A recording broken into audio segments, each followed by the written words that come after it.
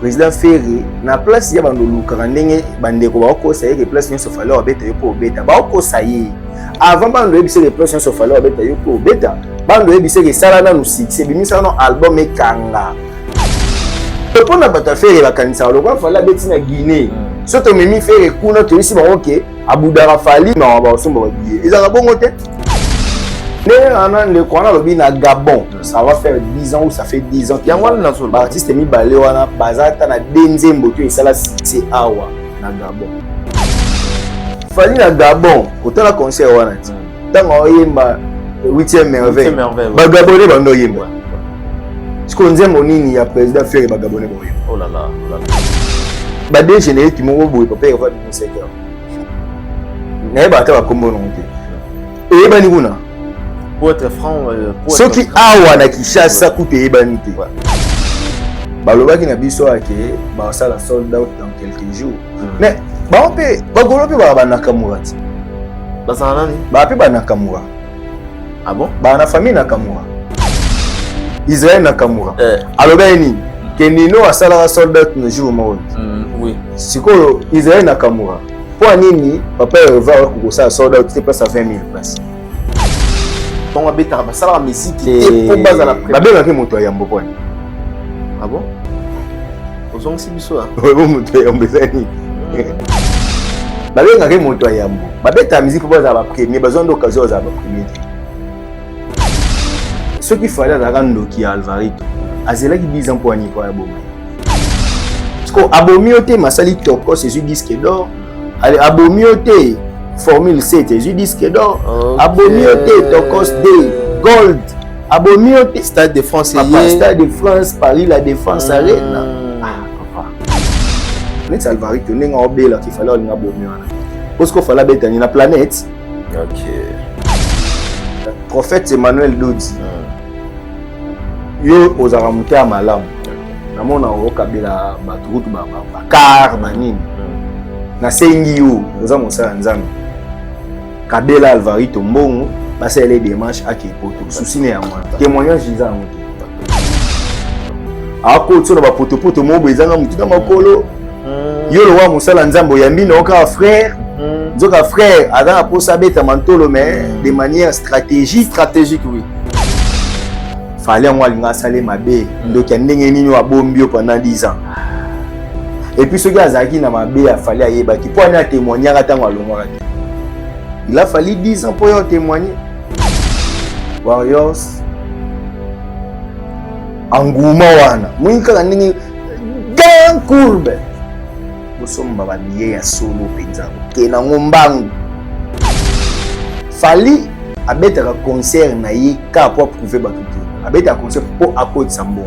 Soki yo bon de bonne foi. Pour le bi ke tenga na somba 20 billets na pesa batu na ngai. Producteur ozombo. Parmi les bons, il y a le meilleur. Général Investment Service.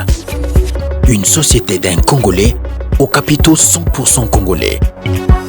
L'une des rares qui vous offre une gamme variée de services dans différents domaines. Nettoyage des façades des immeubles et de tout autre espace de vie. Irratisation, désinfection, désinsectisation. Production de papier hygiénique, production de glaçons, spécialiste en logistique, spécialiste de l'immobilier, boulangerie, traitement des plaintes. Il met à votre disposition des camions-bennes pour l'évacuation des déchets et immondices. Le tout à des prix défiant toute concurrence. Contactez-nous au 085 090 19 99 ou au 082 79 92 076. Rendez-vous au boulevard du 30 juin, immeuble Virunga, appartement 6, premier niveau, Kinshasa, Gombe. GIS, le meilleur.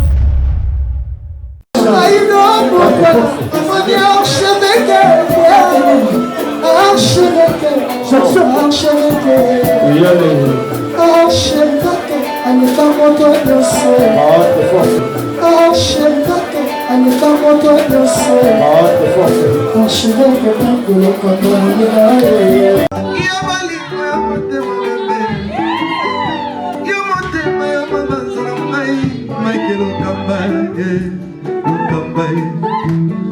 Okamba, Okamba, Michael Okamba, Okamba, Michael Okamba, Okamba, Michael Okamba. Au Monisigoyo, l'artiste, c'est l'improvisation. Na honoré dans l'émission. Africa Elengi TV, votre chaîne, l'incontournable, la star des chaînes.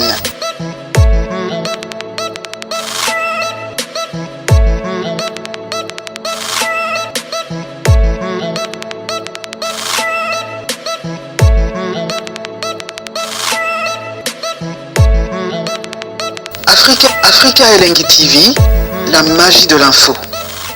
Voilà, bonsoir chers amis internautes, bienvenue dans cette émission. Je pense que vous êtes en train déjà de suivre cette émission avec beaucoup d'attention. Et quant à moi, je vous demanderai tout simplement de rester connecté parce que vous aurez pas mal d'informations à travers cette émission. Mesdames et messieurs, comme d'hab, nous allons devoir recevoir notre invité. Il s'agit bien de Maître Steve Kambanga, avec qui nous aurons le temps, il y a aussi revolé autour, il y a l'actualité tout ça lango, na côté Italia politique, et puis na côté Italia culture. Sans plus tarder, je dis merci, vraiment la bande de cognon surtout, voici occasion, n'est-ce pas? Il y a autant la Afrique télévision, na confiance au pays Sanabiso, na attention particulière au pays Sanabiso, donc restez encore une fois connecté. Mais je dis merci à la grande équipe technique. Je vois derrière la caméra Richard Tessa, Oiseau accompagné de ce matin. Merci encore une fois à ma partenaire et Afrique Télévision, Baby Fali Koma. Azar s'est apprêté pour des dates le 2 et le 3 au niveau du Stade de France. Et puis, qu'en est-il maintenant pour l'évolution? Il y a ma billetterie au niveau du Stade de France. Tu peux taper ma solo nango, il fallait billettikali 60 quelques, non pardon, 6000 et quelques, il fallait déjà 70 quelques billets, 70 quelques 1000 billets déjà vendus. Est-ce que les billets en haut étaient quand même vraiment solo? Au TP à faire là, qu'est-ce qui se passe? Moi, nous, les alliés, tout le monde a eu des déclarations, moi même à l'aime à quoi au sein à Gaulois, mon bon Dieu, la car la synonymité, la slogan, pardon, mais ils ont quand même d'une manière physique, hein, bandeko, bolamuka, bomimonana, bosomba ba billet, na moi ba Gaulois ba osala ba live, ba zo déclarer absence na bango vraiment remarquable na côté Italia ba vente, il y a ba billet pour l'artiste Ferré Gola. Nous sommes avec Maître Steve Torosolola, tout sauf rien, lui qui est retrait par les États-Unis demandé, n'est-ce pas? Troupe présent à niveau ya Overawana, c'est un retrait. Est-ce que Kosimba diplomatie à Félix, mon amboka Félix Antoine, tu sais qui dit, et bandi Kosimba, comme Kosimba, Tokome Wapi, avec mon amboka Félix Antoine, tu sais qui. Nous sommes avec Maître Steve. Bonsoir, bonjour.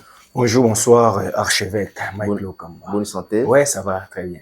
Voilà. Dans mon banda, Tokota vif na masolo na biso parce que par rapport à Maramlayo, vraiment, ouais. Moi, occupation, moi, voilà, je devrais quand même répondre à cette invitation. Normalement. Importante, pour oui, non, calme, mais par rapport à Nzela. Oui, ces derniers temps, Nzela, a moins fluidité. Fluidité par rapport à quoi? De contrôle. Non, pas aussi. Mais tiens, non, moi, somme. Moi qui est ce qui est vrai, décembre, bati kaka, on a courtoisie routière, il faut moi misala, moi mouvement, période oyo penza, même na ba régie des hommes, même na ba snell, bazaka, na moi pression mais ma casse trop té.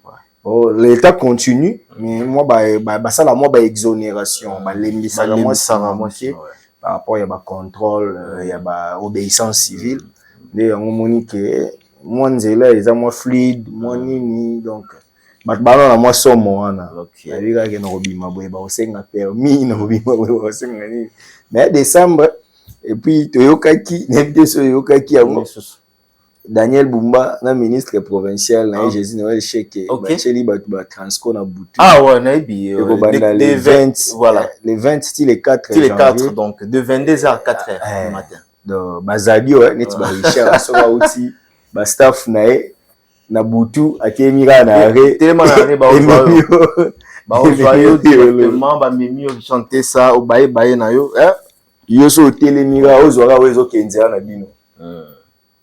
Et ça, initiative à Malam ou comment? Bon, en réalité, c'est une bonne initiative. Parce que même la poto, tout le monde en haut, en réalité, c'est une bonne initiative. Et surtout, c'est dans l'objectif, c'est de sécuriser Batunabutu. Parce que Nabutu, nous sommes se retrouver dans 1 heure, 2 heures. Transport exact. Crime péro salama. Mais ceux qui battent bus, il y a l'État, ils ont un arrêt. Et que vous avez tout le monde est sauvé. Nous avons quitté maman na arrêt na bango. Il faut que ça biso awebi mentalité ba congolais dans un moment ba fait transport ils kolo makasi donc et comme rebelle surtout neti basunika batu parce que neti toyebi congolais ba le 25 ba les premiers wana ba sold out et ça la maradon na ba niveau nyonso mona batu bakendaki ba place mobo ba 23h nzele ezate embouteillage ya batu na makolo tout ça so pour kuta na bis moi mimi au fait en réalité ça na mo mabete donc moi je pense que c'est une bonne chose. Bate belende bazo lela o butu eleki makasi e faki ba cha moi 18h voilà ba ça la paix déjà premier faut bazo mesure bon ba ko bandamba monter na air de pointe pour air de pointe ba leke belé bo welela il faut ba wana non kotala na ba air krezwana ba monique ouais ça va ici ouais c'est bon comme ça soki ba ko développer en à l'avenir et comment ezana ngo ya sikate na kalapé ezalaka yebi ke kutu ya soto peti ya Zaire te Tobetika ya RDC sous musée ils en appellent Jeffam Zalaga ya Ofele on a bien ngo ya Ofele unazoeba pipi ya Ofele pipi ya Ofele ba benda bino na ba Jeffam wana ba soldat en fait ils akika ko aider parce que problème il y a ville na biso centre ville ya coin moko tous les autres coins batu nyonso bayaka centre ville donc batu nyonso te batu mingi dans centre d'intérêt ils en la ville ils appellent par raison moni ba pollution ya ba bandal ya ba kasavubu ya ba commune mo ebele po nini batu ebele ba olinga bazala pembeni ya centre ville ozomona mais ce qu'on est na ba poto ils ont nango tout est centralisé shopping mall ozomona awa na Gombe okokuta ngo pe na monga fula na Kadiribala okokuta ngo na Kinkole okokuta ngo donc même prix aza obligé te afuta transport ya Zando po ga wenzelo kwa Zando eza pe na Maluku wenzelo kwa Zando eza pe na Kingabwa donc omona ke muto osepela place aza na njili brasserie donc akwanvier te mutavanda la kotoyo donc monisco biloko wana et ko aider batu ko éviter mo badini parce que batu nyonso lokwa bayaka boyi na tongo ko ya ville la rapasi na poko kokota ville la bien mais ko bima nde ko rapasi pour ni mouvement ekenda côté moko donc ce qui lelo yo ba biba meka ko landela mama ya ba transport lokwa bo mouvement ya côté moko et osunga batu makasi batu nyonso te c'est vrai ba mata po batu mo lolendo pe bazala na ba même na poto na ba restaurant gratuit wana na bo c'est pas tout le monde qui part manger mais au moins oyebi que soza na nzala okoke place burulia oyebi que soza na boye besoin oza nini ozo comprendre ça va aider dans beaucoup de choses là et ça action moko moi personnellement je peux encourager Jésus Noël Cheke je peux encourager Daniel Bumba que ceux qui objectif ceux qui problème wana principe bo bandi nango ceux qui vont réussir yango et aux amala mon beau prolonger yango le sous pour eux rapport na ba fête mais bon être capable payer au commissaire un programme attaque chaque week-end vendredi ti dimanche ba bis moi même ba to fele et goza bien et go faciliter biso na mambo belé parce que to yaki ngani ti bona critique qui Bumba farouchement na mambo ya propriété aujourd'hui ceux qui paient action bien que non ne bandité mais idée déjà ils a bien ceux qui sali biso peut bientôt ni magasin bien si très bien. Ça fait du bien comme ça, lorsqu'on parle de bien de quelqu'un, tout le monde a fait les palpables et surtout on a idée au basui pour le transport de 22h à 4h du matin. Tu as vu comment est-ce que pendant la fête, on a une bande de belé. On suspect au monde aura problème d'un côté d'aller à transport. En tout cas, moi je pense que je partage le même avis avec vous. Alors, toi, tu as directement là-bas propos à mon Konzamboka, mon Amboka, Félix Antoine, tu sais qui dit. Et ça, en tout cas, ça fait parler les gens au niveau à Poto, au niveau à Congo, au niveau Afrique. Le président de la République, comment est-ce qu'on qualifier armée naïe, une armée des clochards? Comment réagissez-vous par rapport à ma propos de Félix Antoine Tshisekedi? Ouais, merci pour la question. J'aimerais que vous ayez bientôt l'émotion. D'accord. Bien. On a condamné les cellules la communication à la présidence. Très bien. Dans la direction de communication à la présidence, on est moi qui dis trop. Parce que président Kolobelo, mon président a bon parler dans le bar. Sur ce cas, le Belo, on ça retour négatif. Mais bien, il faut expliquer tous les contextes. Si. Donc, moi, je pense que on dirait le président a la chance de faire la communication. Okay. Moi qui dis besoin à la moi trop. Bande konanga. Mambo président wana loba, c'était face à la jeunesse, non? Bon. Mambo wana est-ce que nyonso oyo solanga ba jeune faut qu'ils aient un discours? Non. Exemple mususu yo moko capacité intellectuelle na yo ezo sala. Donc azo solana bango. Dire armée de clochards alobi akutaki armée na biso ezalaki ya ba clochard. Na ebité ce ko elo ni esui batu. Eza mo clochard ne esui? Oui, mo clochard. Siko mo clochard elaksini. Yo yebite ke na Kinshasa awa to bande ko mona ba soldats belé so vani na ba terrasse na ba bar ba yaka ko senga ba handicapé tout ça prise en charge ezaki bien té. Ba soldats wana ba yaki soki na 90,000 francs lelo ba omission na 400,000 francs. 90,000 francs ko ata 400,000 pesa na mukie mais 90,000 francs ko permettre soldats aboko la bande. Ba blessé de guerre ba kome ko senga ba soldat na biso ba kome ko kale ba tumingi na ba butu awa ba période wana yo yebi ke comme ozo le kabo soldat zo senga yo aza PCRT aza FARDC aza unité mususu ma senga ba civil ba mbongo mais c'est ça bazaki instable ba na problème la prise en charge sous Kabila ozo comprendre place président bande ko loba ce n'est pas une insulte. Okay. Jusque-là, on comprend que le président a péché place Nini. D'accord. Dire que les armées à clochard, et puis alors dit que l'armée est les à clochard parce que l'armée il y a battu. OK. On est armé, mon cas va servir Tshisekedi.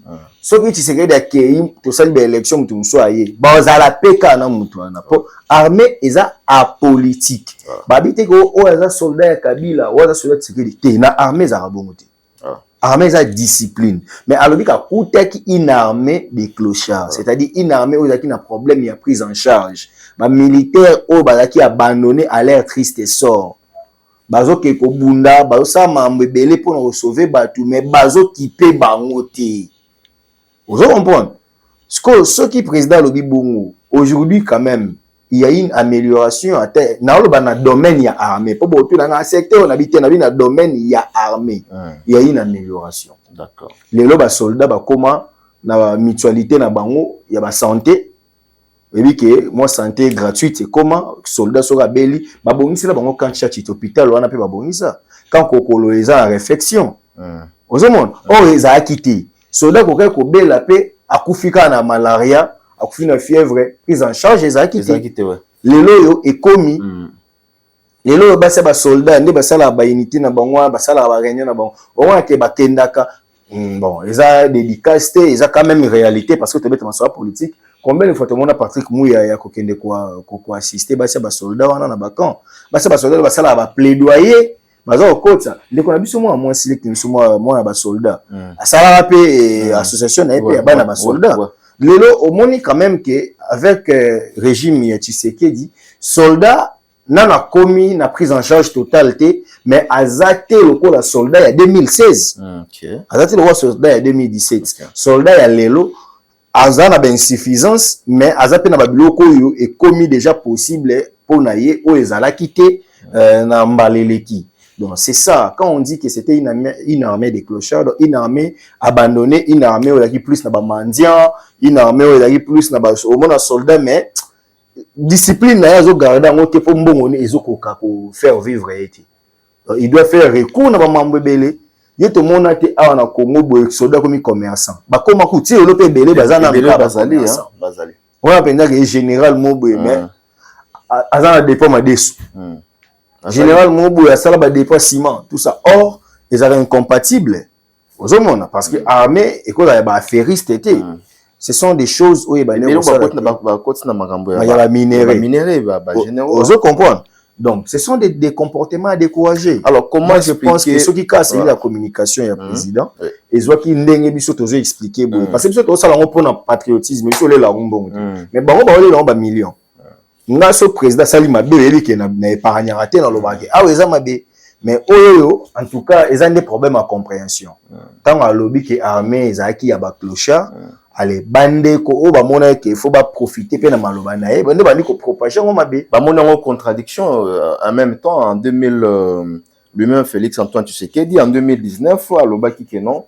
Une armée bien structurée. Ouais. Et aujourd'hui, cette armée est comme une armée de clochards. Comment expliquer ça? Il n'y a pas une contradiction. Une armée peut être structurée, mais il y a des clochards.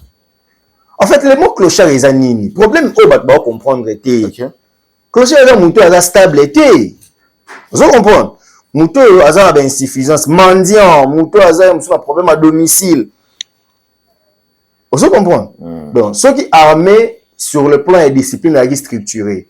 Mais na armée on a pesque exemple. Ngana yo soto vandika na bandal awawa, ezaki so bovandi bo mwa soldat yé, surtout ba blessé de guerre. Aya sengi binombo. Ozomon, ba comme ko senga trop, ba soldat bazaki na vimo ya bien trop té. Mais le but est ba structuré té. Mais l'école la structure wana ba baki si prise en charge. Où est le mal? Ça on simple pas comprendre. Donc, il ne s'est pas contredit. L'armée était structurée, mais cette armée était pleine de clochards. D'accord. Cause des acquis, la non prise en charge. Et aujourd'hui, il essaye, parce qu'il dans un comité, mais il essaye de prendre en charge les militaires. Parce que Bango baza pour défendre la patrie. Bango baza pour bunder la mboka. Bien que Ngazaki contre Bango par rapport à la repli stratégique, c'était des trop. Et c'est des trop que Bango qui maraka la repli stratégique.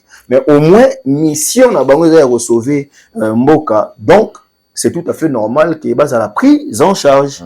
Donc, la faute, il y a prise en charge, et ça qui est base à la clochard. Donc, clochard en réalité, ils ont insulté, ils ont qualification. C'est une manière de dire, par exemple, les Tinga sont d'habiller, maître, est-ce qu'il va rendre te biquer?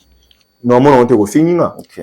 Vous comprenez? So, non, en tout cas, il y a 10 ans passés, aux Alpines, à Mbongote, on a à $5. On va pas si point. Pour les lots, donc, j'ai trouvé une armée de clochards. J'ai trouvé une armée où, prise en charge, ils ont quitté. Parce qu'il y a un expliqué. Moi, je connais expliquer Boé. Au moins, vous avez expliqué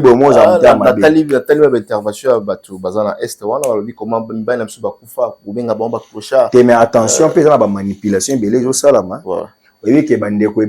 a ndenge babise bango basa arrêter na yeke to koma wana bazokota na kati ya population balongoli bateni babimisko kwa antenne civile bakoti ya population so bazo intimider bango boloba ke biso to lingi bango to lingi Tshisekedi te ozomona ils ont une instrumentalisation. Moi je pense que oui c'est vrai batebele ba comprendre ngo te mais bonga kisko cellule ya communication ya président basa ata programme mo ba expliquer contexte wana et rien ngo ko apaiser. Bon, on dit que ça va bien. Et pourtant, ils sont payés pour ça. Mais on a permettre que le président Finga, mon président Finga, un soldat. Ah! Tu vois pas que pour ceux qui président Finga, soldat, mais éviter, déçu et puis ça, c'est pas une bonne manière de diriger parce que on ne va protéger. Papa, garde républicain, c'est pas soldat. Voilà. Vous savez que fini à quoi va protéger. Vous comprenez? Ce sont des risques à ne pas prendre normalement. Moi je pense que tu ne vas comprendre en mabé. Très bien. Avant tout comme on a retrait à M23 AFC, on a une déclaration il y a confrère Nabiso au nom de Christian Lusakweno. OK. Ma propos est à lobby par rapport à Ndenge ouvert et tombé, à lobby ils ont la responsabilité à Félix Antoine Tshisekedi, ils ont la responsabilité à ministre et à intérieur. Et défense. Il y a défense, pardon. Ils ont la responsabilité à chef d'état-major. Ouais. Est-ce qu'ils ont la responsabilité? Est-ce qu'ils ont la... C'est tout à fait normal à profil la journaliste à ça la déclaration. Bon. Ouais. D'accord. Les faits sont sacrés, mais les commentaires sont libres. Normalement, ouais. Peut-être que pour les Christian Lusakweno, il dit que peut-être trop présidence. Maintenant, le bas qui on est. au trahi quoi. Nga alobaki on ouais. Je n'étais pas d'accord. Na tuna yo awa na plateau yo moko te sutuka. Est-ce que tu es bien le chef d'état-major? Tu es bien olobango. Nga alobango kuta va so mona na te, tu es bien le si bamboka est tombé, ministre de la défense aza na kati, chef de AMG aza na kati, même le président. Parce que le président il faut ala qui sa bango au fait il faut ceux qui ba yo ka été fa sanctionner. Je comprends pas responsabilité à président c'est Zoyawana, il y a président Zoyawana. C'est-à-dire yo nous diriger, yo ne commandant suprême. Comment ba oyo yo faut ba bunda ba bundati. Vous comprenez? Ce ba bundati qui pose tika bango. On dirait moi complaisance côté wana est pas président. On dirait zo linga ko sanctionner ba to ngote. Mais il y a des ministres de la défense politique ni yo tient en place pour que bo bunda. À ça là discours total politique na biso ya ko bunda par terre, par mer, par Lobela ngo penda, Lobela je me rappelle maintenant. Mais oui, Lobela ngo voilà. Tant bakangi biso bazo botola ba mboka mais yo baki que toza na politique ko bunda par mer, par terre. Par terre. Parce que bango par terre bazo kota ndenge nini. Et ça oui, Lusakweno a totalement raison.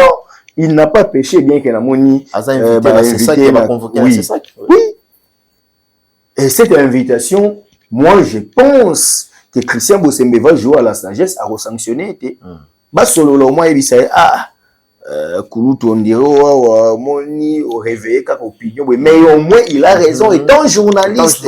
Normalement. C'est son devoir pour la bercer pouvoir. Non. Tu peux être du pouvoir mais au moins il m'a bé au lobby que les amas c'est ça, moi j'encourage. D'accord. Parce que Yebisanga, chef d'état-major général, Toyebi était. Na yi comme on est général Banza. Banza. Na comme ça, Richard Tessa. Bon que la biso na internet, bon que la biso ta photo na yi. Exact. Sko, oui, il pas visible. La mboka obi tumbeza toza menacé boye. Chef AMJ yebanité. Chiwewe yebanaki. Chiwewe. Chef d'Azaï pena muta terrain. Nani comment il s'appelle Mbala Moussensi Célestin ayebanaki ba chef AMG yo Didier Tumba oyebaka ete Didier Tumba ndenge nini chef AMG na biso toyebi ete bomona normal la stratégie ou comment non mais stratégie ndenge nini bazo boto ya biso bamboka vous comprenez ce que vous savez encore ça qu'on a péché. Moi je l'ai dit avant. Moi, j'avais dit, en tout cas, ministre de la Défense, chef d'état-major, vous êtes des responsables à Makambo. Parce que vous ne commandez pas. Ce que vous avez dit, armée, mais vous avez un repli stratégique. Quand vous avez déclaré guerre, vous avez protégé le territoire. Et puis, t'as une munition, c'était catastrophe. Est-ce que ma soldat pensait beaucoup de Kamindu qui bongo? Oh, ceux qui vous qui m'a bomoni qui beaucoup kate. Vous détruire munition là. Pour bien temps vous tika vous pesa ba adversaire. Non non, azai alingaza suna besoin somba mindu qui était pour akuti da mindu qui ne bino moko. Abandi ko bomela bino. Non. Ça c'est un problème du pays, c'est un problème de la nation. Non, nous devons dire des choses. Bas soldats bozo kima, botiki munitions belé. Bango baye bazuango. C'est inacceptable. Donc, il n'a pas tort parce qu'il n'a pas tort. Il a raison parce que moi je l'ai dit une semaine et pas nayo avant. Alors, retrait au moni États-Unis. Belé bazo CP là bon habité c'est là aussi au salama comment parce que la boutoua total peu déclaration il y a coordonnateur parmi membres il y a M23 il y a EFC donc voilà ça les déclarations pour Koloba été ceux qui sanctions ceux qui n'y n'élingé salama il faut pour parler salama donc tant la déclaration à Lobia Bertin Bissimo je crois Bertin Bissimo voilà alors retrait basengi na M23 retrait et bimana ouvera bat CPL.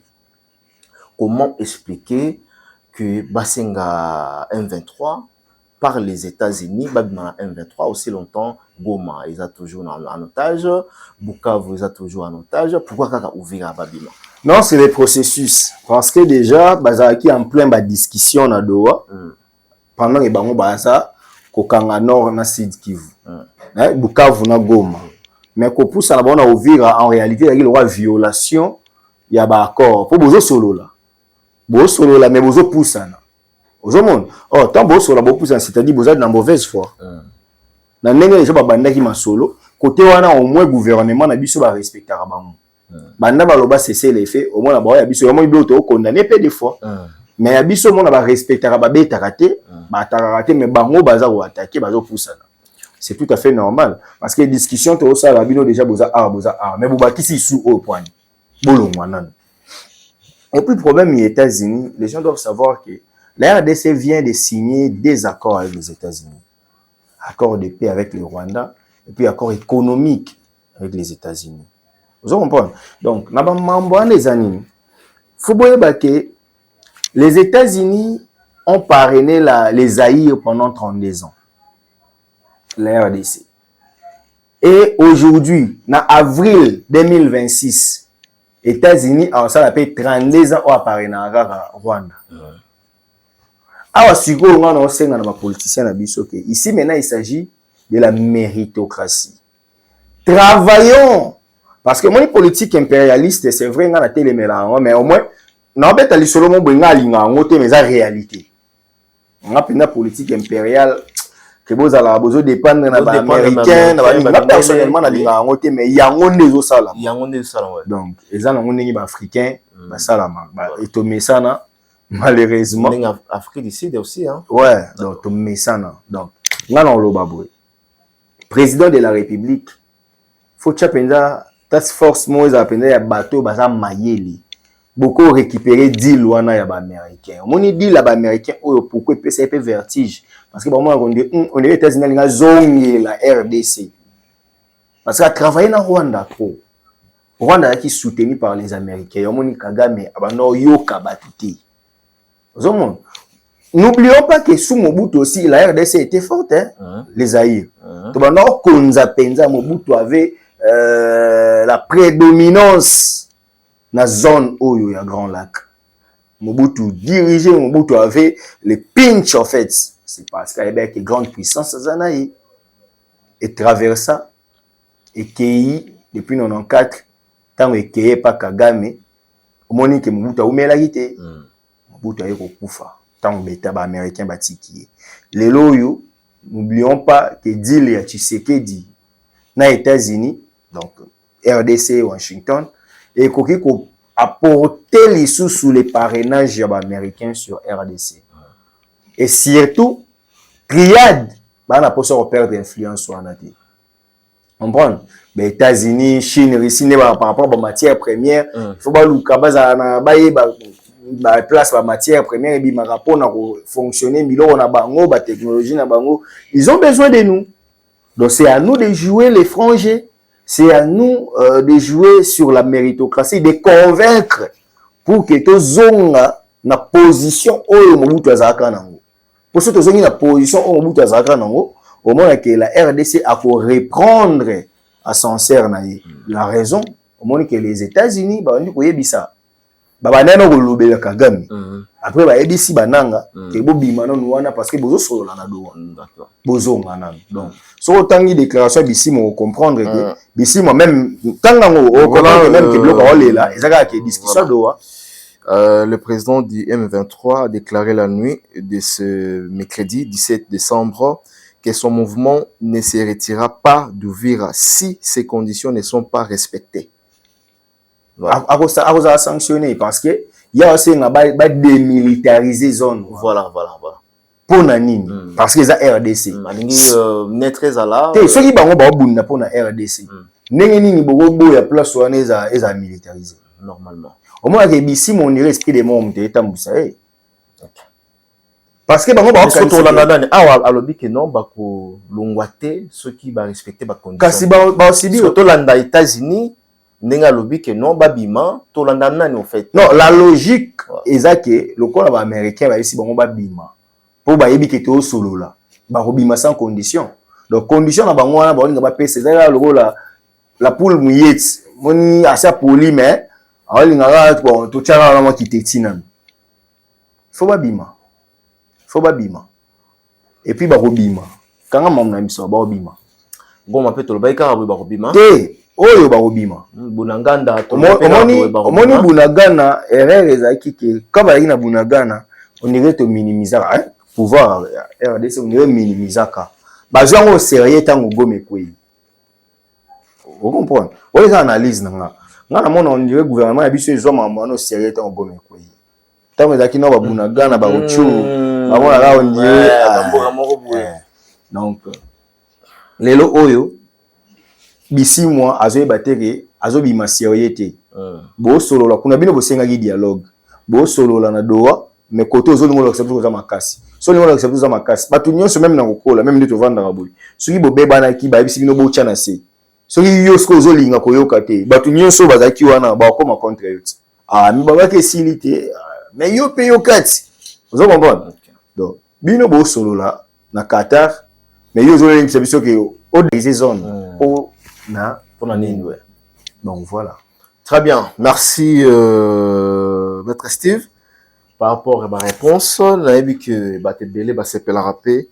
À un moment donné, tu as ma solo en boka, n'engue zali koleka, n'engue zali ko se passer. Peut-être qu'il a un likolo, mais au moins besoin d'explication par rapport à ma zali koleka. Il y a un retrait, n'engue demande, il y a États-Unis Sengi, dans M23, dans AFC aussi. Balongwa dalombango, mais tout le monde peut afficher sa déclaration naïe, Maître Steve Balobi. Bazana na moi mutalinga pour la boité mutaku fera toujours na souffle na ya suka ndenge zalaka soki basakani ba reçoit sanction bon totalement sur makamango et ndenge nini. Parlons de l'artiste maintenant, on change de chapitre pour venir sur l'artiste Fally Ipupa qui va jouer les 2 et les 3 mai au niveau Stade de France. Qu'en est-il maintenant avec la vente, il y a billetterie et il y a Fally Ipupa. Te belé la moi bazali ko sepela balobi fallait ateki a combien déjà na ba 70% ba tout balobi ba billetterie à 6000 nazo ba teki dit vrai. Non, moi je pense que ma page musu pe ba ça lango parce que ils sont trop fans trop Warrior, mais moi j'aimerais qu'on tombe dans ma piège té. Une chose est vraie, quand j'étais venu ici même c'est que déjà la moitié ba billetterie quand même. Donc les lots déjà c'est 70% presque. Donc dire que tikali mukie ya makasi aussi c'est faux. Moi je demande aux Warriors au moment de bonne musique de se procurer les billets en tout cas bo somba ba billets wana kané na loba kiti souci là qui est un sous petit aussi ça décembre sold out et salama donc parce que concert wana ebeta na guichet fermé. OK. Moi concert wana il y a les 3 ebeta na guichet fermé. Moi quand les 2 déjà m'amna ici là les 3 retiens ce que je te dis concert wana ekosi la kalate. OK. Ba Warrior ba la kisi ba fanatique ya solo pour bango kande ba sa mambo no ba fanatique ba salate. OK. Donc ba somba ba billet ya blague ba sali la tara ba sali la papuna ba ngwa anniversaire. C'était comme le jour là dimanche. Donc ba sali marche pour les 14 ba sali ba fanatique ba sali organisation. Ba fanatique ba sali organisation. Na organisation wana ba ngomo ba bongisi ba polo ba itinéraire ba sali ma nyonso ba te ba sombi po ba non somba $5 ba sombi ba polo ba bandi marche skolo bureau ya artiste ba yaki na projet ba présenter na bureau peut tant emoni est validé omoni na PC Mbote Elza Patero fiston coloqué Moussa Kansai bangonde bazaki wana après ba directeur edi badiata ba epé sous ko s'intéresser ba nana boduga bazaki wana tu vois bato nyonso ba yaki na ba ikadeyong ba yaki c'est-à-dire ba s'intéresser na projet. Ah ouais c'est une première hein. Ba fanatique ba docteur wana ça matin na Congo ba fanatique ba salela musicien na bango ni anniversaire donc ba célébrer ngo na ndenge na bango et puis ba sengi lisunya mutu te na total ba image c'était dit waouh ba sengi lisunya mutu te marche banda gare centrale si na bandal Moussa Kassé uta sexy nga bina ozaki ata espoir que air moto ko tata na car abi mais niveau ce que ba Warrior ba yi motivé oza na choix te ba singa bazaki bato belé ba kangi papa Avenue de la Libération 24 voilà Kobanda boulevard du 30 juin donc au senti pendant oh ba Warrior c'est bien comme ça donc mon naka fala loba que Warrior baza famille ça c'est une famille Donc, au monde, que tout le monde était là, tout le monde très mobilisé. Ce qu'on a fallu. Et puis, il y a des gens qui ont chassé, ils ont été libanda bayaki. Oh là. Quand on a un anniversaire, donc, babi, si tu babi, il y a besoin que tu y aies. Ils ont fait un anniversaire. Sans Fali. Donc, sans Fali, ça li makambo na bango. Parce que sauf Fali, il y a la présence na ye. Présence de Sali. Après ça, il y a bango. Parce que bango moko. Très bien. Vous comprenez? C'est vrai, absence, il y a pas Zouzou, sous les cas où Zaki, parce qu'il y a Zaki na Katanga, Zaki na Lualaba, na Jouwana. Donc, les lots, bah comprendre qu'il fallait au moins Aza, Mouto, à l'ongoli biso Sony, mais Aza pe na chance, il y a Ozana ba warrior, le rôle la fan. D'accord. Parce que, bazo facilité na mamoussous. Bah, ebi ke oya biso, yeyo. Comment expliquez-vous par rapport à fanatique qui a fallu Poupa? Dans temps réel, tout le monde a bango, ceux qui au sein des alliés a fallu, ça la makam. Le lot pour fallait des disques d'or certifiés, et ça grâce à la fanatique voilà qui pensa mobilisé. Le lot pour fallait ça sold out, c'est grâce à la fan voilà. Mais contrairement à l'artiste et mon sens, différence c'est entre les Warriors et certains fans et les musiciens. Différence c'est ça, tous les leaders majeurs et les leaders mineurs. C'est-à-dire, à chaque époque, il y aura toujours un commandant de bord, il y a un moto à diriger, il y a un moto à tambu sarabatu, donc les guides du moto à la cima. Vous voyez, il y a un banda qui régné en binôme, il y a un kabola fanatique. En ces temps-là, on avait dit, on a un fan, on a un fan. Mais ce qu'il fallait régner en maître absolu, c'est son époque de musique. Ok. Comment? Parce que tu as un âge d'or de la musique congolaise. Comment? Parce que, tout ça littéraire, dans la période de la littérature latine, tu as 6 périodes, mais 4e période, c'est la période où tu as un âge d'or pour Nini, Ovide, non, l'empereur plutôt, Abandaka, qu'on s'occupait de Auguste, et puis Mécène, Abandaka, qu'on soutenait les artistes, et place mon Mécène et Outa, et puis les lots où on avait compris que la temps on a battu, on a chance, on a comment bien, bima, ba mère, hôtel, bati, Ovid, douana, bazaka na période douana, petit livre, bakutana na période douana. Donc, les lots où on a âge d'or de la musique congolaise, c'est-à-dire sous Fali, RDC, ils ont 2 disques d'or. Il y a Snap, SNM, tout dans la minute où RDC, Aza, na Stade de France, na Tif nae, double musique congolaise na minute où ils ont na stade où un Congolais bêta na province, un Congolais bêta na salle yaminene, les lots sous Fali, RDC sur le plan culturel, sur le plan musical, tout le monde doit comprendre que RDC Zako. Donc, dans streaming, on a fait Fali. On voit qu'en Afrique, à 5, Fali Azali, à 2e, à 3e, à 1er.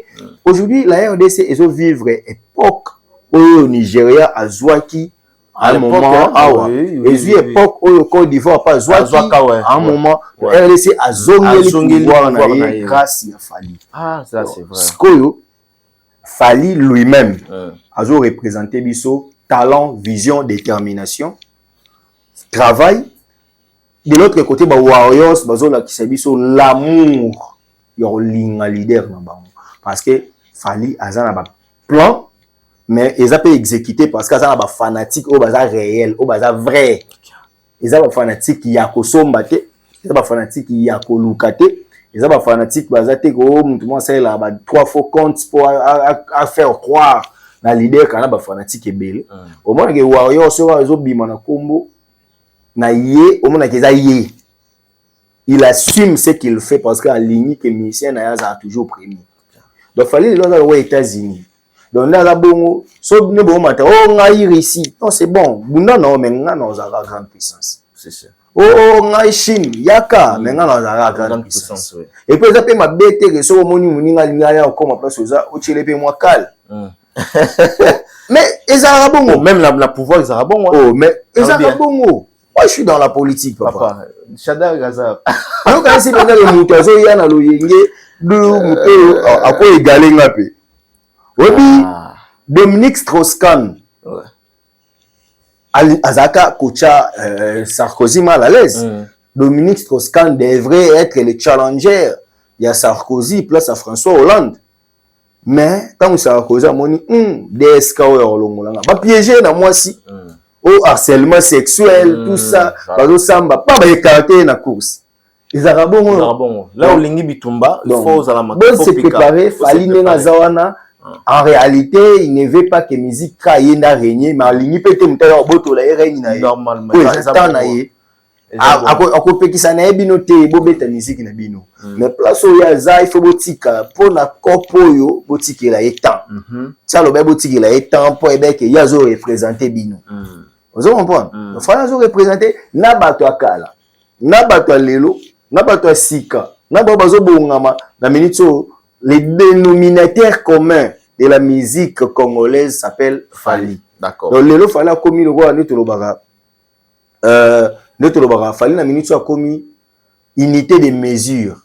Ah, comme unité maintenant. Mon dollar américain là. Ouais. Mbongo nyonso ozala likolo ya dollar ozala se ya dollar mais to mesurailler na dollar. Donc nengi fali comment. Donc yokuna on a British pound, un livre sterling. Vous avez combien de dollars? Oh, $50 et pas à 60 livres. Ah, ok.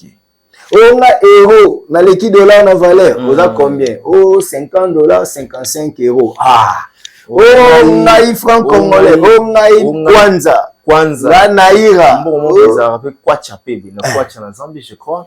Oh, mata dollar. Oh, dinar, ouais. Vous avez compris? Donc, il fallait que bongo. Moutou, azala danger, il faut y aller pas fali. Moutou azala nassé, il faut y aller pas fali. Au moins, ben là, il y a Moutou. France Suisse, tu vas France Suisse, hein? Papa, on a France Suisse. France Suisse, ça rappelle du colo, et du colo, hein? Ouais. N'est-ce pas bon fala? On a France Suisse. Bon, so l'union peut s'enga. Ngam de zone dollar. Faut te vérifier. Les a combien? Tu rechanges moi et bima combien il y a un dollar. Oui, bon. Au franc canadien, on a eu la période où moi, on a signé la mort au Canada.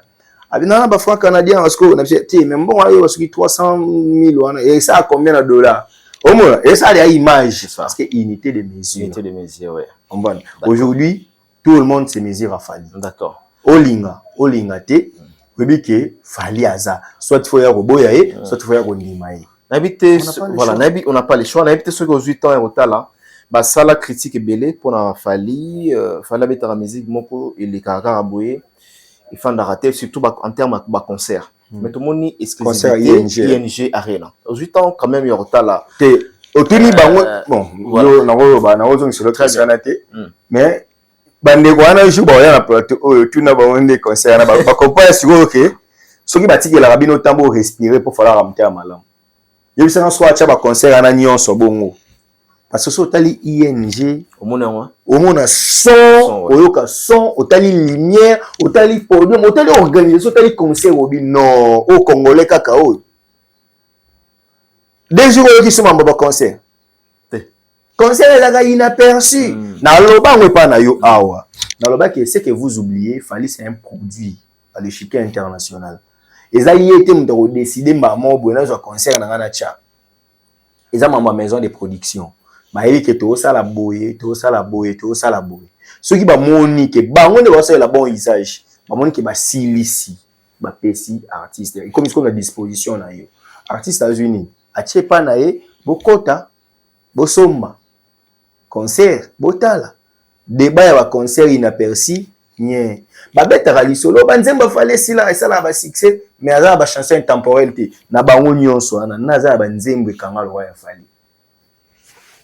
Bazolo ba chanson intemporelle hein. Non, mais na droit chemin kaka. Pour na keku na ba formule 7T. To keka na droit chemin. Nani na ba nzembo tozonga ba album en 2006. Nzembo nani o ebeta marale lo roi prince de South Fork. Au moni que bazan na raison te. Nzembo nani ebeta malwa attente. Ozo yebi attente car so ba tiongo na minute o. O nzembo intro nango kaka. Siko. Yebi sanga ne bazawana na za na nzembo ya roi associé. Oyo mona ikutu naza na Zenith na ye aleli omoni ezaka ba faux discours Fali ba concert na ye Nanda Sabino a tchaka ba extrait parce que o est à disposition na ye. Fali azarate producteur ba concert na ye pour ça nango a tcheli bino cadeau te. Fana dans le monde showbiz. Ouais. Il faut mbongo ekota nanu. Il faut mbongo ekota nanu. Bino ko kasi ma concert na mina manzanza obutabeti a tcheli bino boye a ba pesi na Canal Plus Pop ba tchela ye mo concert bino bokanisa ngo moni ya biso a go gagner le côté. Fali ezana no maison de production des unes nous concert retraité sali mamango nyonso et sali boye so ype bango nde ba koteka ba teki so amoni que bon ça va o ya contrat na biso to respecter ba clause bon ça va ya yo yango parce que le tant qu'artiste a dit bon na tcheli bino na disposition bo somba concert yango na temba ba concert ici li parce que boye bisanga au Stade de France et aux ach omoni ING bomoni capacité ING na vrai na mo biso zala wana somo tika ndule wana c'est comme au monde pena que o yaza congolais te c'est comme mutu azo beta bongo kala image en ndingo moni ozo mo image en ndingo est-ce que yo moni concert on dirait concert mo ya Nelly on dirait concert mo ya 50 Cent donc ozo toutes les conditions sont réunies pour qu'artiste wana za la professionnel. C'est une question d'organisation et du professionnalisme. Aujourd'hui, de ce concert, boya bolo balisusu, que total concert a fallu, to bolo bakewana, bazu voir ya mutu mususu ba che image a fallu pour niveau ya concert wana ndenge zaleli. D'accord. Alors, to kena ba annulation, na moni ça la pe ba buzz na ba réseaux sociaux. L'artiste Ferregola reporte son concert à Libreville. Le 27 décembre au Palais des Sports. L'événement est reporté à une date ultérieure selon un communiqué de l'organisation.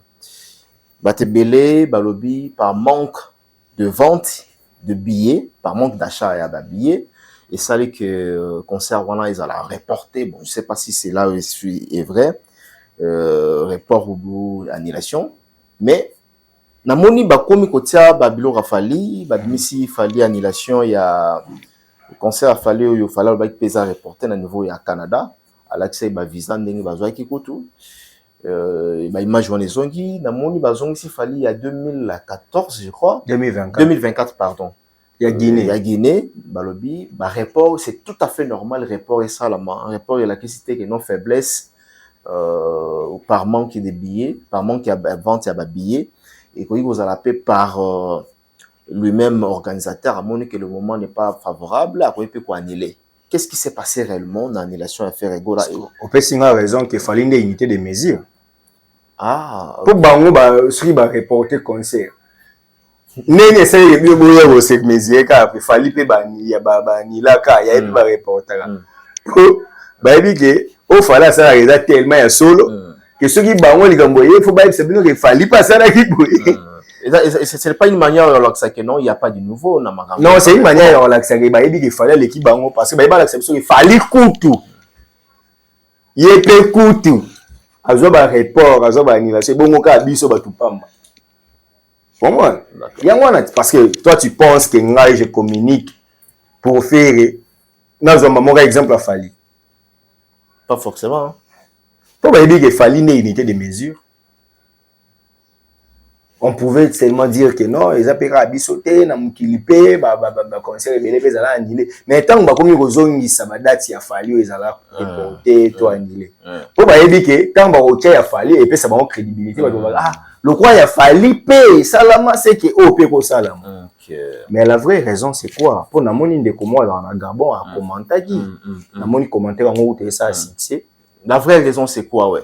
Abi il y a des artistes pasteur Mike Kalamba il a fait rigola. Abi nos deux artistes wana ça fait 10 ans ba atana date nzembo te dans succès na Gabon. Et là on lobby ngap na lobaki on et pourquoi na lobaki on faut battre ba tia lokola ba coller Mike Kalamba ceux qui fait rigola à côté au terre habillé bon Mike Kalamba. Moi je me suis répondu dans le lobby effectivement Mike Kalamba aussi actuellement à hôtel ka habillé na stade. Donc na Gabon, ça va faire 10 ans ou ça fait 10 ans que l'artiste mi balé wana bazata na denzembo to esala succès awa na Gabon. Parce qu'on a ni osomba ba bien na bon.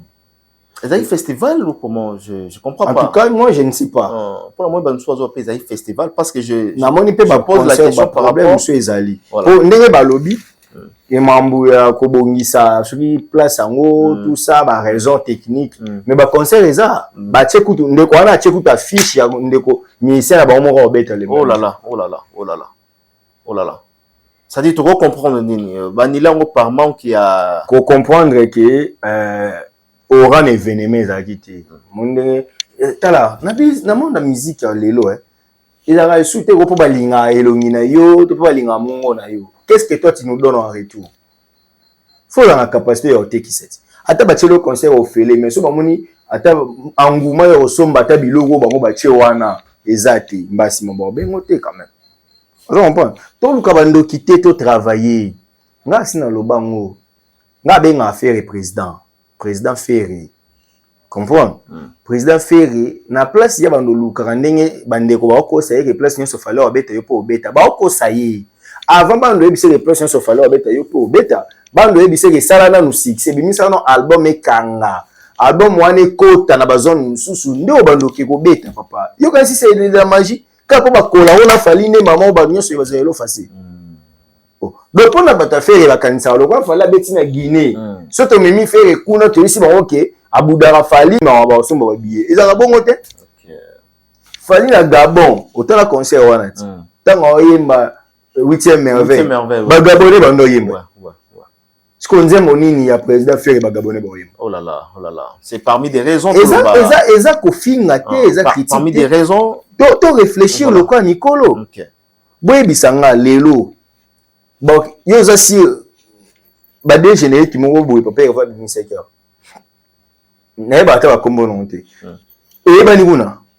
Pour être franc ce qui awa na Kinshasa coûte ebanité. Il dit que ceux qui fait la tête date ngelo na Kinshasa ba yaka na curiosité ka po ba abuda fali po ba tine ba finga fali. Po na ki ye mo boye. Dynastie Simbati.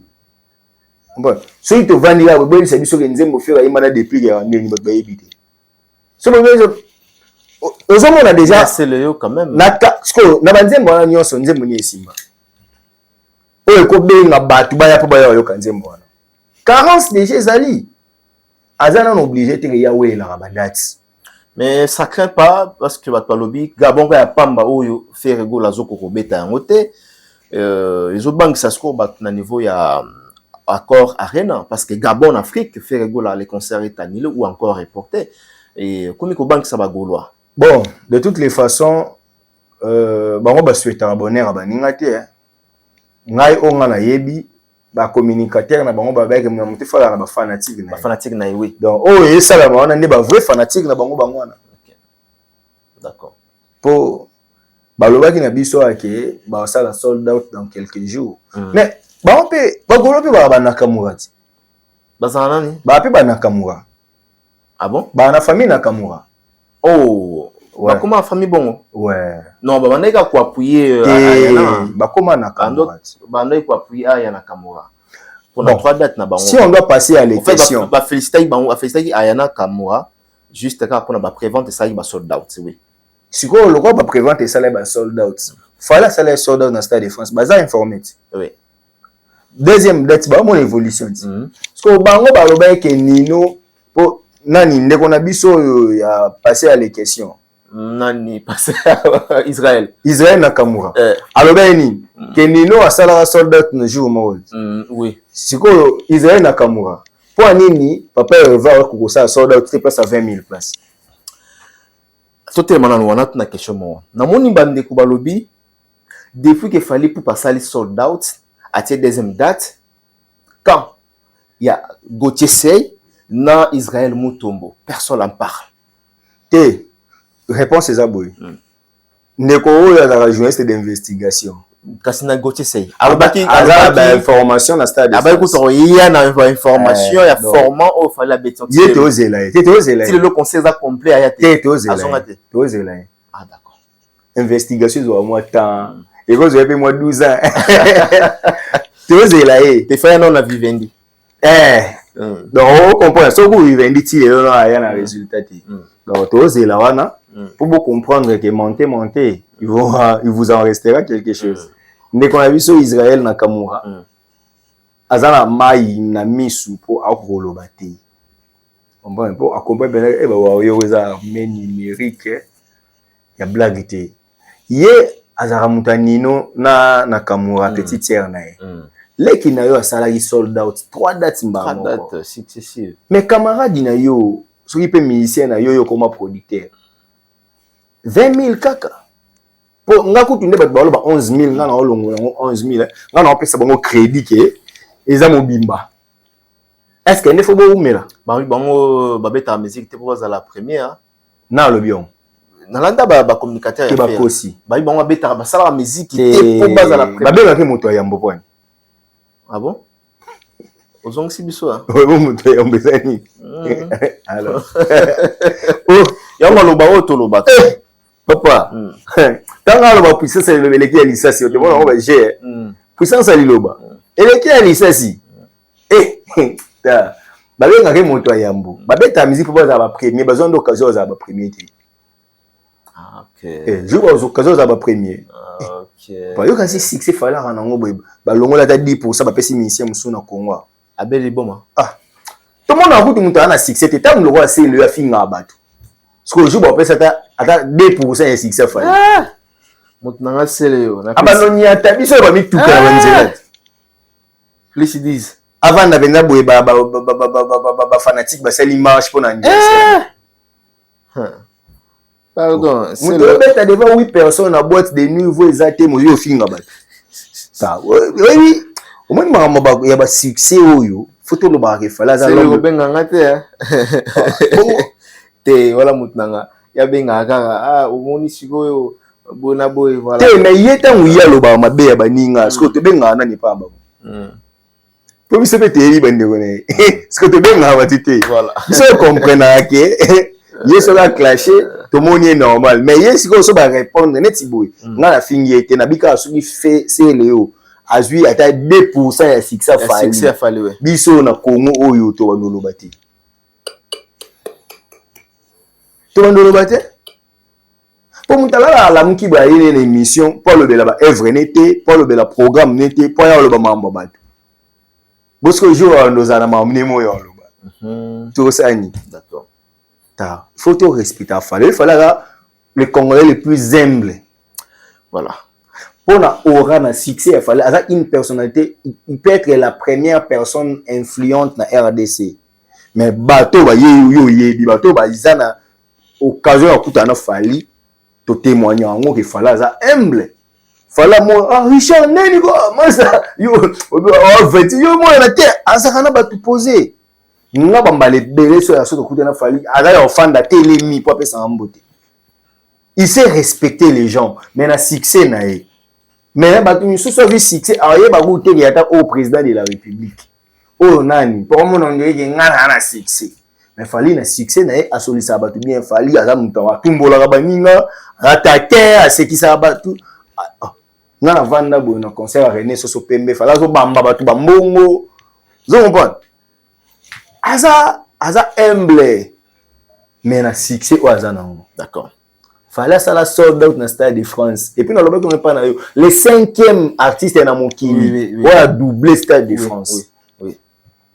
Donc ba Céline Dion a bête Stade de France moko. Ah ouais. On bon. Fallait.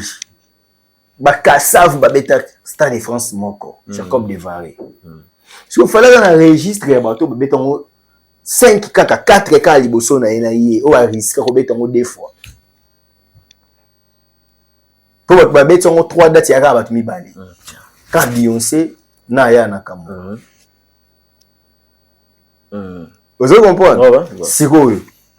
Moutabongo, aza humble. Mais, au moins, les musiciens, il fallait l'autre côté. Ayo Sibiso Sony, fallait Saliboé. Nyon Solana pour la Nini. Baza ni loko ça te jour ba koma na ma mbolo ba ya bango. Au moins neti ba fanatique ya papa vraiment te ba potana tendance mususu to lo baka boye to tombola mais boko tombola ndeni sanga bo finga parce que bino da bocha na culture na bino ke po bo lobela il faut bo finga fali il va changer communication. Lelo ndenge bon au moins ba yokinga. Le roi ba yokinga, je suis au moins ravi, je suis très d'accord parce que musala to ça les koma. Parce que ceux qui bolingi bo la tsebiso capacité musicien na bino, bo clasher te bo le belaka musicien na bino. Et puis biso na ba plateau bo so tozongisa so to lo ba fali to tanga ba musicien mususu po ya ngama mo congolais na ba ya ngoma championnat. Voilà, c'est ça. Donc Mazemba ta gagné ba Ligue des Champions mais le roi a na Congo obeta na MK. MK pe ba fan ba supporter MK pe ba obudera Mazembe. To lia yo Dal Kabangu pa chebi MK pe chaque club de gagner Mazembe. Ah na 2011 je crois. Nezo. Au monde. Donc les abongo. Fallait le roi Real. Donc le coup là en Espagne. Ba supporter à Eibar pe ba ko bouder na bango. Ba supporter à Getafe, ba supporter à Alaves, ba rebouder na bango. On a équipe à la musique. Kasi ba bisi wana zati. Moi Alaves. Mais leader na bango yo Kateti. Oh, Atletico Bilbao. Leader na bango Celta Vigo. Mais ba bi que tant to komi pena le Liban d'Espagne boy. Na nyo ya na Real. D'accord. Attends, ah, en Espagne, d'accord. Real a combien de titres à championnat? Mais au bout de donc, mon histoire de terrain, pour que tu sois bien pour le magasin international, tu comprends qu'il y a des ministères congolais. Mais la question des ministères congolais est la mission de plateau. Voilà. Le coup la peine mission, tu as été pour détruire la musique congolaise. C'est pas une question des ministères congolais. Il faut qu'on a le bango. Normalement. Mais normalement, lorsqu'on parle de Fali, la table est congolaise. Ok. Très bien. Musicien congolais, la table est Fali. Très bien. Pour papa devant à Paris la défense style est là hein accord hôtel arène au moins ne ba kolera soit minuza accord hôtel arène depuis fallait béton tala il y a des plaies et des grincements dedans voilà na été sur lundi même Alain Mabakou azo singa vraiment non c'est une ancienne vidéo te mususu ozo ba on a pour un comportement pour na batantama albaki autour il y a affaire il y a des tantama ah wana te mais mususu asali mususu wana talonte yo wana pona ba billetterie azusenga vraiment ba pasomba ba billet na talipe ba communicateur tout ya faire rigola ba sala ba live pona ba bi en tout cas ba catégorie vous allez épuiser te hein ba tang ba billet zo tikala na ba chaque catégorie et en tout cas belé jusqu'à présent déjà ba Warriors avant tout le 31 décembre bobeta sold out bosomba ba billet wana ozana logique parce que on les a concert ils ont représenté Congo dans le monde entier ba catégorie est différent hein? Bon il y a fait représenter Congo mais il y a ba catégorie est différente on prend donc na mon avis na Forbes va publier top 50 sportifs oui Baché Michael Jordan premier, deuxième Mohamed Ali, au monde Bakiti, namoni Messi Azali 11e, namoni Cristiano 18e, namoni ba joueur Bazali Moukié, mais au monde nani Usain Bolt 3e, bah ça là. Et nous on a que biso se tokoza na terrain moko, biso se tokoza na catégorie, toza na musala moko me ba catégorie za ndemo tewe.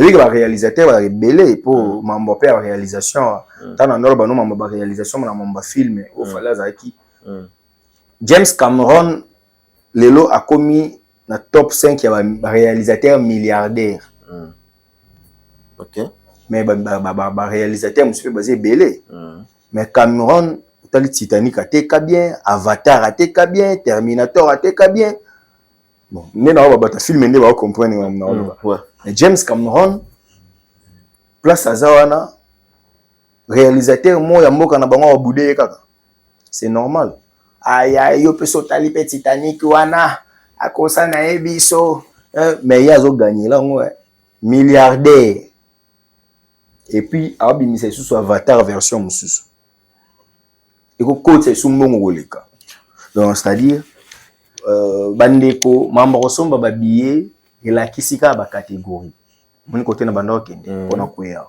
et la kisika ke bo sepela na oboza nango bozaki obligé te yo luka bobeta ba sala minene alors que bozana en sûreté na fan base na bino Fally abeta ING Arena publicité nango eumela te bato nyonso baka concentré na Yo Arena mais pendant que basa campagne Yo Arena batie OVO batie ING olobaki eloko moko mamba ba annulation soki ekosala nini omoni Fally abeta même sous 50 concerts nani bako annulé 2 et ça na charge trop te d'accord mais ce que bino eza M sous année mo betika 4 concerts OK so ba annulé de amo comme donc c'est ça la différence ozomona que eza mo pas si parce que bagolo belé ba ntema na Gabon beta na moi Gabon to 6 années comme ça to ke beta bo fallait beta na Côte d'Ivoire na Sofitel imoni ba wa chela makele non pour na bango eza événement te vous comprenez si alors ma concert na Côte d'Ivoire wana mais normal d'accord et puis concert cher ba billet et ken aussi là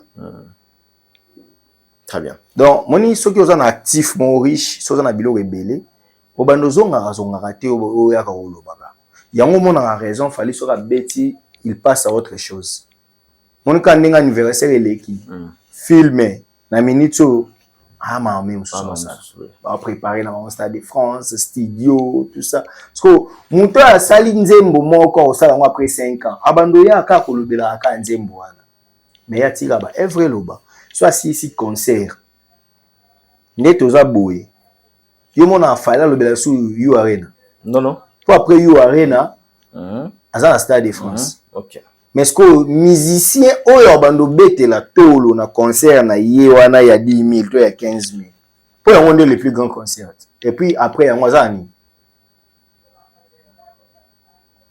na zongeli ka seleo c'est le temps aleka na plateau so ka yese bino ke na beta place tel jamais ya beta ra ngata mto beta ka Zenith na wera bakri na ngande ete kisa wera pour explorer ya vie ya mwana mais jamais au monde a fallu le bagage nzembo na nga ya pharmacien nzembo na nga éternellement était qui ça album pour ça m'a proposé lelo si vous comprenez si. donc tu comprends moi bato bayaka na place bo finga ka Fally na place bo sala boye bo créer fan base bo za na ba fanatique na bino c'est que j'ai aimé parce que lelo na mambo oyo ya concert à faire et bimi si siko bolumbu moto bondo cha union sacrée oui, so bibo kende moi 2000 personnes oui ba songi jiba lo bibo kende Kofia lo bibo kende union sacrée na bino ba nego saki au mati moi 10 000 moi 8000 personnes ba sombi ba biyo yo ko si biso pe 15 000 eleki na et puis misi bolumbu ya mubango nyonso oh là tant bakabo ni monte bango nyonso ba komi na ba annulation oh là et là on a sepeli na Weranson alobi benala laisse en carabité 6 juin bomé kati na poto pour les ara Fally biso to ke ba octobre moni ba stratégie solo normalement papa yo chen nini ko lia stade de France après pe concert wana na mai o la Fally juin o la Fally juillet o la Fally tam souti ba août septembre yo moni oui, ça stratège que na octobre va côté wana ya mona ba blo tia ba concert il faut boza la stratégie faut boza na ba stratégie oui et le boyini ne kozala moni même en communication so bolinga bosa la planning o te robeta et le boy to sala activité politique place il faut bota la jour en est-ce que kozala jour ni est-ce que météo alobaki ni est-ce que place wana jour wana ba kozala ndenge ni est-ce que jour en kozala férié est-ce que climat kozala ndenge ni faut bota la bo réunir ba condition tout. D'accord. Mais la zoka réconciliation, apparemment, dialogue et Salama, il y a réconciliation entre Wera et Ferregola. Mais certains membres, il y a Wenge Musique à Maison Mère, Balingi de marche ou anate, Golf, Kizola, Aza Street, Aboyi, ni de marche ou Salama entre Ferré et Weranson. Mais d'un côté, toujours kake, pour parler ça déjà là batou au batindi entre bata équipe ya Ferré na équipe ya Wera pour que Weranson ba yokana ba enterrer ba makambo bazali nango ba bo mamoto donc ba yokana monter ba wana soki bongo c'est le faire à hypocrite comment ça il y a ba qui na vient ba na problème té ce ko ba bongisa ni abaki wera la papa te ala kulutu ba na problème té pourtant ba bandi ko loba ke faire alobi mabe ba faire ba ben afingi été baza na problème té so ba bongisa ni bo bongisa nini na la nande komo ya lobela mamba faire aloba ke faut na mutala na ba fan na yewe. Donc ba fan à faire baza pona mutu ya on ngana tuna c'est une manière ya kosenga lisunge pa ya wera loba ezaka que quand tu es dans le besoin au lingo bi maman wa malamu soko aujourd'hui succès aussi est-ce que faire avant stade de mentir à la lolendo boy tant ba tché poids bien que ba concert on te vini salama mais tant ka achi ba tché pas moni concert isimbi monter à comment ba fan donc chacun portera son propre fardeau dit la Bible donc des abongo ponanga ceux qui golf qu'ils ont la boy c'est la raison parce que bande quoi faire ba loba kiki mutu na mutu azana ba fan ne ba golo mama ke ba concert à batu et si ouais ba loba bon ouais mutu na mutu akende ba concert ya leader na ye donc na mutu na ba fan ko bo benga wera pon d'accord bon so bobi ke réconciliation ça pour na concert te bozela concert na bineleka tant wera azana concert bon qu'est-ce que vous c'est une réconciliation c'est pas possible maintenant après si bon ga schéma celui ya solo ba olinga wera ba senga wera pour limbisi ya solo ba bongisa ya solo ba c'est un concert na bongeleka total la force na batala force na bango comme ça tant wera comme après attends na ba juin 2026 tant wera cha kusala na poto ale binosko bokesko ko bonga masko na wera voilà to kumba bo ani intérêt OK pour la minute mutu nyonso mona ga bo ani intérêt voilà pour ça ga wera ça la bino affiche bo ba ki wera sila so bo ke lukelen. D'accord, très bien. Alors, merci Toshite Nabiso. Peut-être question Moko. Alvarito Solo, transfuge du groupe F Victime de l'artiste Fally Ipupa. Il y a cela 10 ans, Alvarito Sialongwa, Tomona Alvarito Akena Angola, Tomona Alvarito Salamemba générique, je me rappelle encore. Alvarito Akepaya héritier Watanabe Gogala Pulga. Alvarito Basali structure na bango, je crois c'était 3 personnes. Et aujourd'hui, Alvarito Tomoniye na église, il y a prophète Dodi à qui je le salue. Na habité, qu'est-ce qui se passe? Et là on est dans ezolika, et là on est peso comme la Alvarito Solo parce que le comment nango pour oyinisa mutu kende osalaka ka ba faux témoignage na ba église to mona nango ozomona na comportement ya Alvarito parce que Balobi a tenté 3 fois à 5 ba excuse ba pardon pour réintégrer encore une fois na F Victime et simba quitté. Et aujourd'hui c'est comme si à Monique azasu na mutu a kosunga été mais à qui na F Victime pardon à qui na église il y a prophète Dodi au lac qui na combo ya ye ou encore na orchestre o bango bauti ko kabwana ou bien o bango bazali na maburon pela mais azoke na combo ya Fally Ipupa. Comment expliquer ça? Non, c'est une aberration de sa part. Alvarito Longwa groupe Fally depuis 2015. Après libre parcours. Alvarito Longwa déjà ça là déjà carrière na ye ndenge de adino lobi atanta ozonga bamba lebele 3 fois atangi kuna tel ngonde ope ya kusengela et simbate place illogique na dossier oeza que mon une église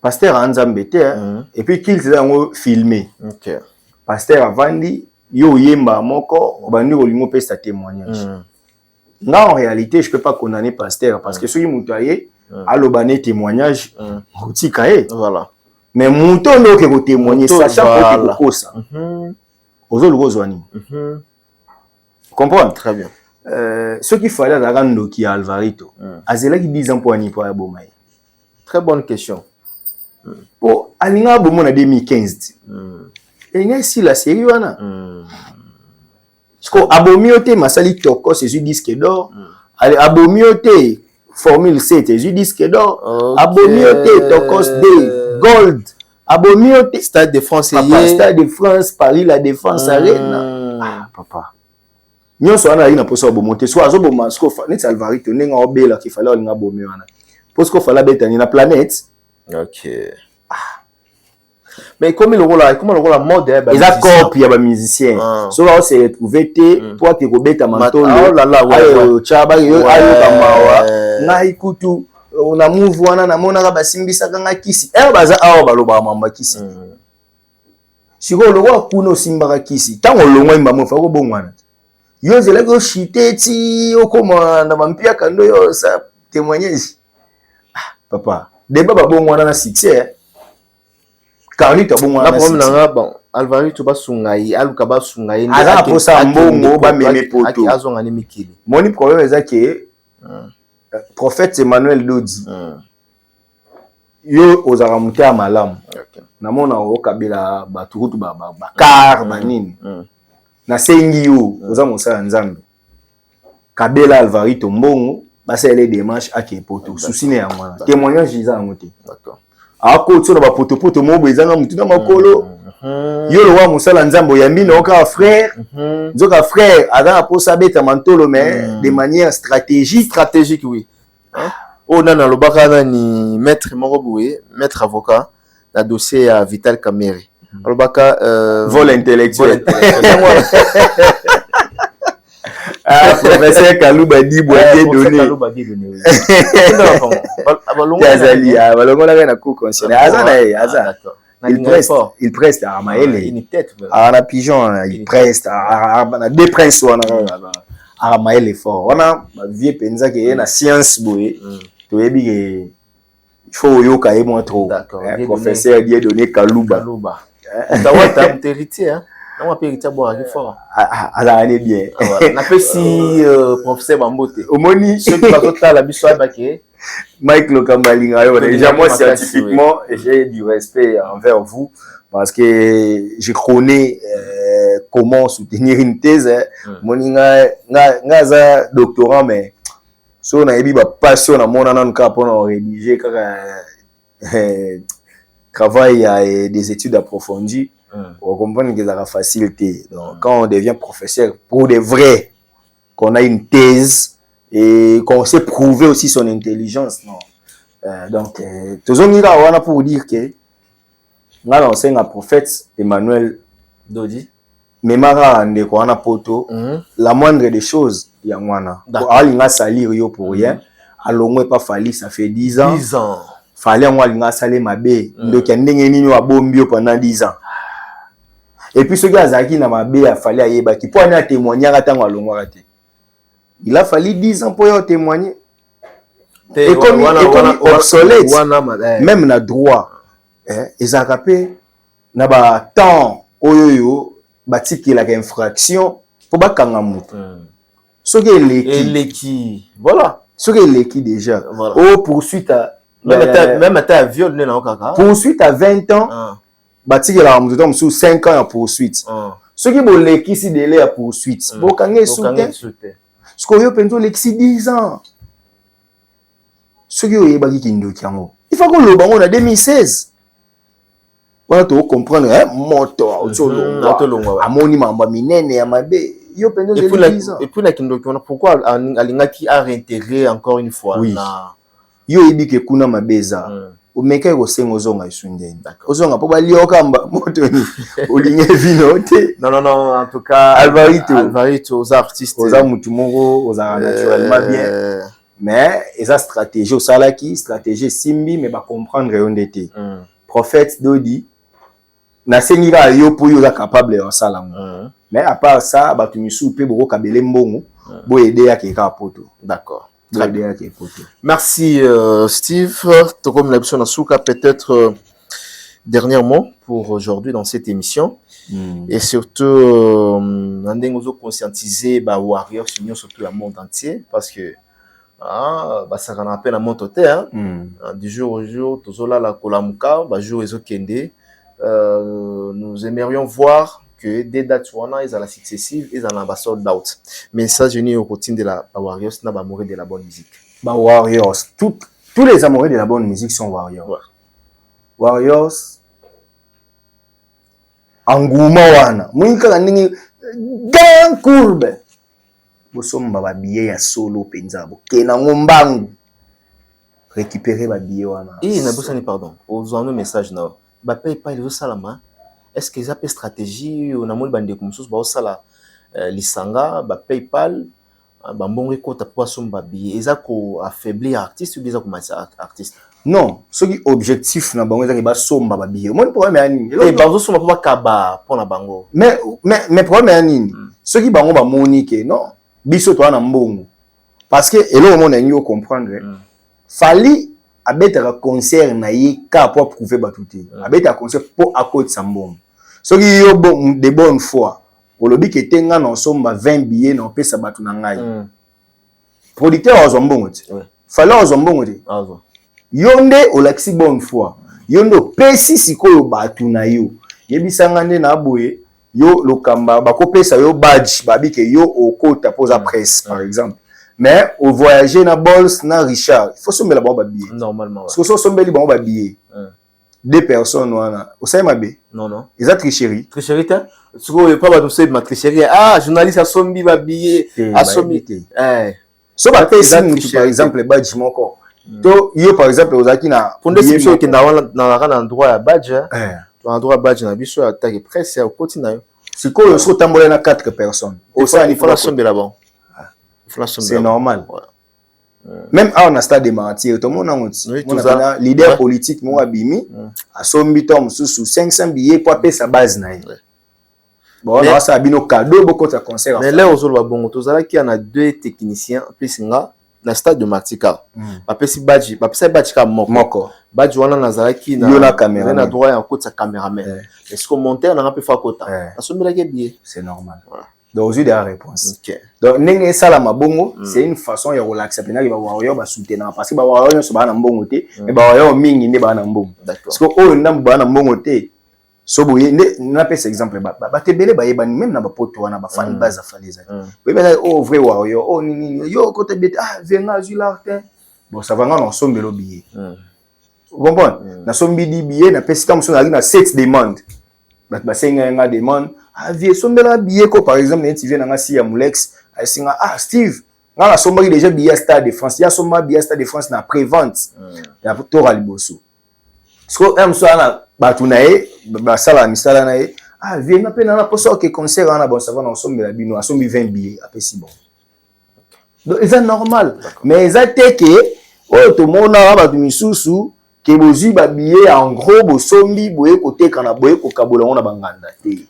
ke ko lia malewa ba pesi billet te c'est différent mais la différence ici est que muta ko somba 10 billets a pesi batu na ye d'accord c'est très différent très bien alors on passe na mo ça mo ta faire on a tuna iso eza mabe ou pas non eza mabete d'accord eza mabete merci mabende au sombi gros pour que kaba mais so ko sombi ba billet par rapport à demande 20 personnes au pesi bango billet 10 personnes au pesi bango billet ça on mabete d'accord message non aussi c'est pas ba yo bo somba ba billet parce que ko somba na bino ba billet ndé ça ke boza likolo ko leka batutu plus bo somba ba billet plus bo zala bien et ko ça biso bien pondé za wana soué na ngeza penza ke ti fin du mois sold out et salama il y a deuxième Stade de France comme ça janvier ti avril et à la consacré la préparation donc bo somba ba billet bolanda na bino te ke o batu boye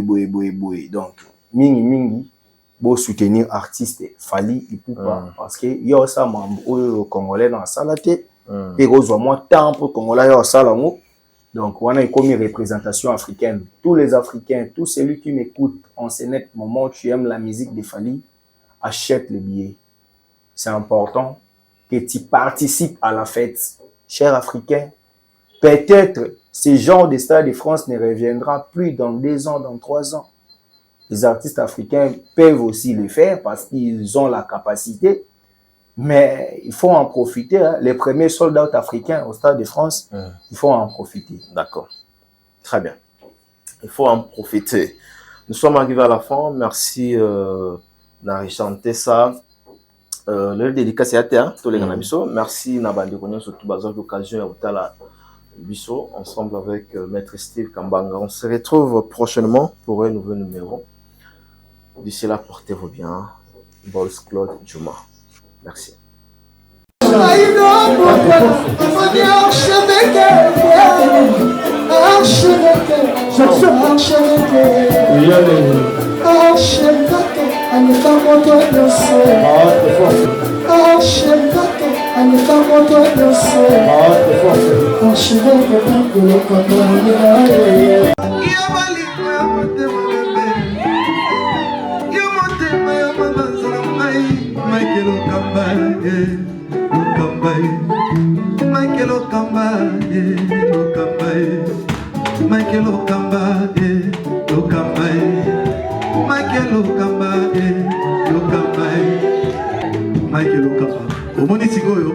L'artiste, c'est l'improvisation. Na honoré na émission na yo. Africa Elengi TV, votre chaîne, l'incontournable, la star des chaînes.